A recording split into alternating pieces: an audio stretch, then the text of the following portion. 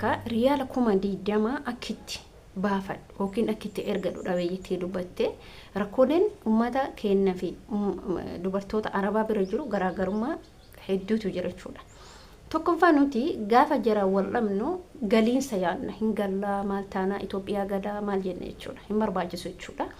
Suura mucattii samuuna deemaa jiru kanallee asirratti argitan jechuudha. Buleen kiyya assalamu alaykum warahmatullahi wabarakatuh. Akkam jirtu nagaa keessan fayyaa keessan jecha analee nagaa goota alhamdulillah galata rabbi. Hara akkuma beekamu video nani qabadhee isin dhufe video kiyya like godha share godha subscribe godha isin jechuu barbaada. Akkuma beekamu obboleettiin teenya takka riyaala kuma diidama akitti ergattu dhabde. Riyaala kuma diidama kana dubartiin isin bira dalaydu akitti ergitu otoo wallaalini beeka mucattii tana mallaqa kana erguu didde jechuudha. Isin galee obboleen kiyya akkuma samuun argita mucattii asirra deemaa jirtu kan argaa jirtanii miidiyaa irratti deemaa jirtu kana nuti garaagarummaan dubartoota arabaatiif nuti garaagarummaan isaanii maanni afaan keessa wal dhabna afaan keessa waa waliin jenna jechuudha.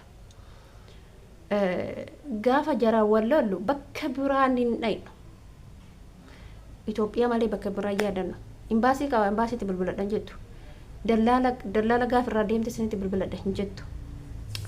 Rakkoon nama kenna galiinsa bichaa odoon taane isaan baasu maaliin isaan fakkaata. Gaafa asii deemtan yuunifoormiin isin uffattanii deemtanirra lakkoofsa imbaasiitu jira. Biiroo Itoophiyaatu jira. Biiroo Suudiitu jira na fakkaata. Lakkoofsa kana uffanni kun odoo uffata yuunifoormiin keessanirra otoo jiru maaltu cinqaatiin fedhe. Lammaffaa mootuyyuu gaafa dubartoota arabaatiin wallotte gonkumaa Itoophiyaa yaadateen imbaasiitti naa bilbili jedhin lakkoofsa achirra jira imbaasiitti bilbiladhu siistama warra keetitti bilbiliiti biiroo naa bilbilaa rakkadhee jedha rakkadhee jira imbaasiin asii akkana hordofu akkanaa jijjiiru jechuudha malee Itoophiyaa galetti seerri waliigalteen isaanii biiroon Itoophiyaatii fi warroonni fakkeenyaaf Suudii yoo ta'e Suudii Dubaay yoo ta'e Dubaay warreen kontiraata waggaa lama firmaatu jira. Firmaa sanirra siraa akka seeratitti kan nuti hojjetuu qabnu sa'aatii 24 odoon taane sa'aatii 8 qofa akkuma hojii isaanii. Firmaan barreeffamni barsantu jira isin hin galu malee nuun beeynu malee waraqaa kennarra barreeffama akkasiitu jira. Boqonnaa sa'aatii fudhannutu jira. Sa'a 8 qofa hojjenne sa'a 8 hojjennee sila boqonnaa fudhanne eeshi sunuu dhiise sa'aatii 24 kanaayyuu haa hojjennu. Sa'a ma hojjabaate sa'a takka lama rafna silaan beeytanii jechuudha.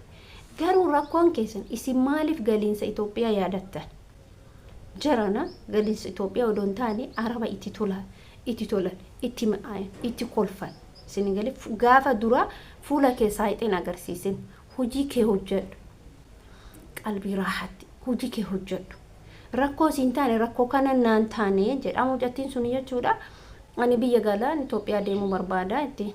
Isin immoo maal jettiin isinitti fakkaatare ati bar kontiraata waggaa lamaatti hojjedhu jettiin hin hojjedhu jettiin ani jazbaadha jetti ani majnuuna jetteen majnuuna inti jetti ani majnuuna miti jettee deebifte arabni jechuudha yoo itti tolteetti ilkaan tanan addeessin wallahi isaan jechuudha isaan sitti abaasan malee sitti laafan sitti abaasu yeroo hundumaa sitti abaasaa deeman isin galee kanaaf jechuudha isin monti godhuu qabda maanni amala godhachaa deema keessattuu ijoolleen haarofti afaan hin beekne afaan hin beekne rakkoodha birriin kennuuf rakkoodha birri naagalchiin rakkoodha birri biyya argachuun rakkoodha ijoolleen kenna tokkoffaa gaafa ji'a takka lama jettee isin qaxarte sirri akka hin taanetti beeka ati hamma ji'a lamaan ati akka seenten ji'aan birri kee ergachuu qabda mallaqa kee ergachuu qabda sababni isaallee karaan si haa banamu nama wal barachuu bilbila kee fuutee isitti hin kennin karaa yoo si bane ati nama barattee yookiin immoo baankii maanuu yookiin karaa ta'e yoo birri kee si ergite karaa bareedaadha.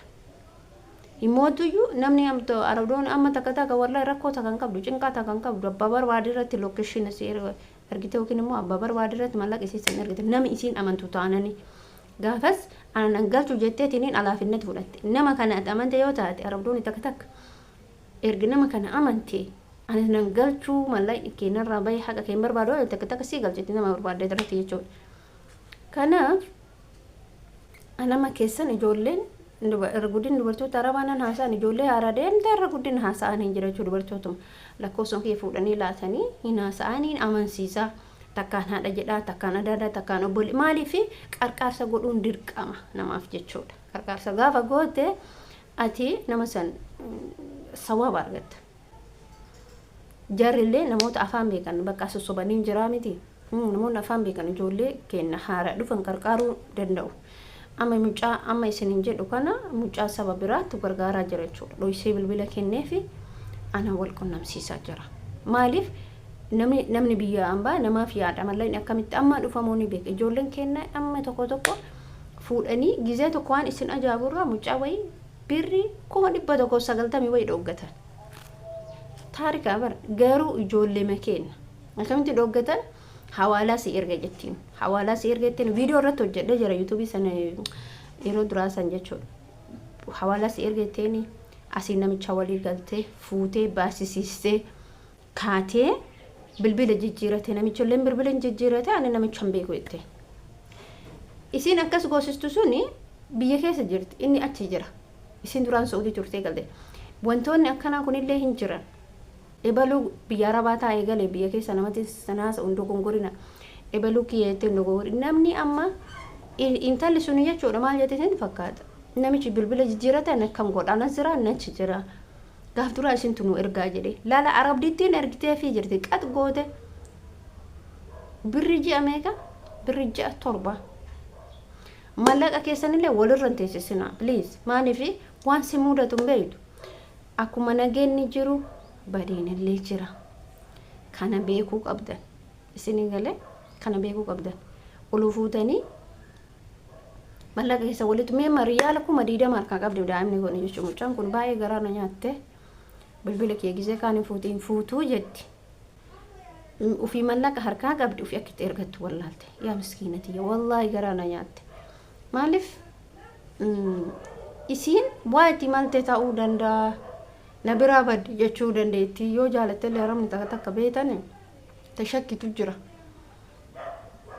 kana waan ta'eef obboleen kiyya warroon biyya arabaa keessa jirtan ijoollee kenna afaan warran beeynillee gorsa isin achi viidiyoo irraa barbaade isin asiimoo Itoophiyaa garagaatti ani maa majnuuna ani akkasii jetteetiin akkana waachaa jirti kanaafuu maal isin jechuu barbaada isin jechuu barbaadu egaa bakka geetaniitu ijoollee kenna haaraa dhufan wal jabeessaa wal jabeeffadha wal gorfadha obsi jedhaani dabarfadha hojjedhu isin amma aartiitiin hin galatti malee eessa galti kaasiitti randaa'uun jireenyi ka biyya saniitu wayya jireenyi biyya kanaatirra jireenyi biyya saniitu wayya namni hojii biyya kana keessatti hin qabne ni ulfaata yoo guyyaarraan baase tu daarussalaam ittaati maassalaamaa sani Kesani kana visini jechu barbaada hojjettoota kabajamtoota kiyya video kiyya like godha share godha subscribe godha ijoollee keenya lee jajjabeessaa nullee jajjabeessaa nuti leesse malee homaan qabnu isinin jechuu barbaada assalamu alaykum warahmatullahi